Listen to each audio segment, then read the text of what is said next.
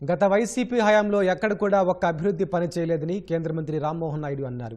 శ్రీకాకుళం జిల్లా ఇచ్చాపురం మండలంలోని మధ్యకార గ్రామాల్లో ఎమ్మెల్యే బెందాలం అశోక్తో కలిసి నూతన వంతెనల నిర్మాణానికి ఆయన భూమి పూజ చేశారు. 16,30,00,000 రూపాయలతో బూర్జపాడు, డొంకూరు, ఇతర మత్స్యశాఖ గ్రామాలకు సముద్ర తీరానికి అనుసంధానంగా నిలిచే 2 వంతెనలు నిర్మించేందుకు శంకుస్థాపన చేశారు. అనంతరం విదేశాల్లో చిక్కుకున్న తమ కుటుంబ సభ్యులను దేశానికి రప్పించాలని స్థానికులు కేంద్ర మంత్రిని కోరారు.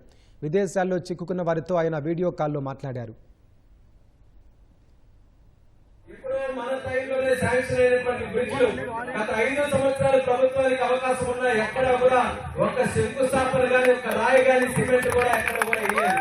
కానీ దానికి మళ్ళీ ఈ రోజు శంకుస్థాపన చేస్తూ మన పక్కన ఉన్నటువంటి ఇక్కడ కనెక్షన్ బ్రిడ్జ్ ఏదైతే ఉందో దానికి 10,53,00,000 రూపాయలు ఖర్చు పెట్టి ఒక బ్రహ్మాండమైనటువంటి బ్రిడ్జ్ ఇక్కడ వేస్తున్నాం.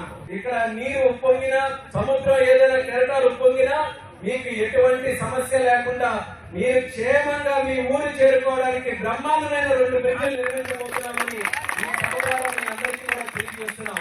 సంక్రాంతి కల్లా 2 బ్రిడ్జిలు కూడా పూర్తి చేయమని చెప్పి ఆ మత్స్య సాగర్ మాల అనే ప్రాజెక్ట్ ని తయారు చేసి ఈ రోజు బీచ్ రోడ్లు అన్ని కూడా పూర్తి చేయాలని, సోలార్ లైటింగ్ కూడా ఇవ్వాలని నిర్ణయం తీసుకున్నాం.